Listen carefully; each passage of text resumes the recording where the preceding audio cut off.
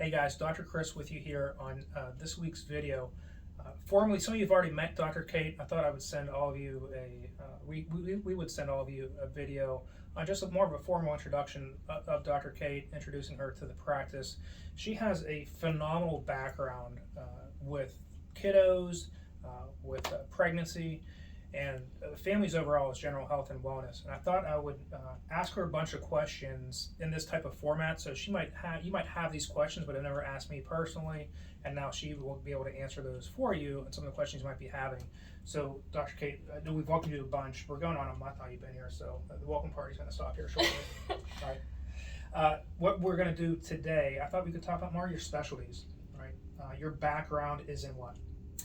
Well, as you know, maybe you don't know, I'm a mother of 4 myself, so I've been dealing with kids for quite a long time, but I have taken courses through the International Chiropractic Pediatric Association, which is a wonderful program, and their specialty is obviously prenatal, pregnancy, infant care, and toddler, all the whole way up through the teenage years. So, if I'm somebody watching this, obviously I know why kids would need chiropractic. If I'm on the other side of the screen, I'm like, well, my kid doesn't have back pain. My kid doesn't have headaches. Why would they want to see a chiropractor? Yeah, right. So as we know, like the older we get, the more chronic conditions we have. So when you're younger and you're not as chronic, kids' conditions tend to show up more as a visceral issue or maybe concentration issue. Especially with pediatrics and infants, we see maybe constipation. We see bedwetting issues with kids that are a little bit younger but not quite teenage years. And that's when the kids start to get more actively involved with sports, that we will see more of the musculoskeletal issues. With that, so if we're not dealing with the musculoskeletal pain, but they're having some of these other issues, if you will, what would typical treatment like? Because I'm thinking if I'm a grown adult and I see how maybe you have seen me adjust some of these folks in the practice, what would either an infant or a pediatric adjustment look like? Yeah, that's a great question. So we do modify our technique based upon who we're working with. Obviously, I'm going to work with an infant a lot different than I'm going to work with, a 45-year-old, and vice versa with someone who's maybe a geriatric patient. But typically when we're adjusting an infant or a toddler, I'm literally only using the pressure of my finger pads that you would press on a ripe tomato. It's a very gentle pressure. You don't have to use any kind of cracking or twisting or popping. It's very gentle. Oftentimes, the baby or the toddler doesn't even know that you're adjusting them. Yeah, that lower force. So before the kiddo comes, so now we know kind of what the adjustment would look like, what therapy would look like. Pregnancy as well, something you have a great background in. Yeah, and this is really important too. So for those of you who are planning on a family, even getting in to see us before you even want to get pregnant is huge.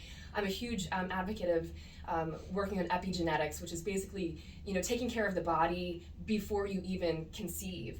Taking it a step further, when mom is expecting, we want to make sure that your pelvis is in full alignment so that the baby has optimal room to eventually be head down for a natural delivery, which is what we all want for our babies. You had mentioned something really neat, how you were saying if you're planning on having it, and the crossover I thought in my head, well, if somebody's getting ready to have a knee replacement surgery, what do they have them do before surgery? They take their therapy to make sure they can handle it. Right. And I think that's really great advice when somebody's getting ready to think about having a kiddo. They want to make sure their spine, because pelvis is a big time part of this. Right. Make sure their pelvis is where it needs to be. What would therapy look like for somebody who is currently pregnant? So again, we would back off from some of the therapies that we would do. For instance, we wouldn't really do any of the electric stim like that. It would be more stretching, gentle stretching. It would be really focusing on alignment and pelvic alignment and gentle adjustments. Is there ever a time when if somebody is pregnant where you would say, that person doesn't need adjusted? And then the same question for a kid. Is there ever an age where a kid could get adjusted?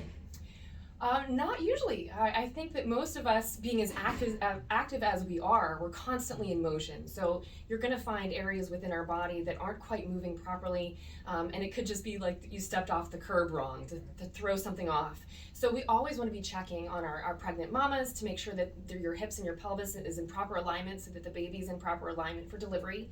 And as far as kids go, again, with those activities that they're in, we like to get them checked on a regular basis, because sometimes pain is the last symptom to show up and the first to leave, meaning that there could be an issue within a joint or with an alignment issue, and you might not even really recognize it with pain. So that's where we come into play. We're able to find those hot spots, if you will. Yeah, clear all that up.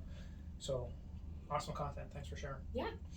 So if all of you, if you have not met Dr. Kate, or if you have kiddos you want to get checked and they haven't been in a while, if they've never been in and gotten checked, we'll put a link in the section below this video, and you can click on the link and get scheduled in to see us. If we haven't seen you in some time, you're probably due. If we have seen you in a while, or if we have seen you recently, we'll look forward to seeing you in the upcoming weeks. Until next week. Great. Bye, guys. See you guys.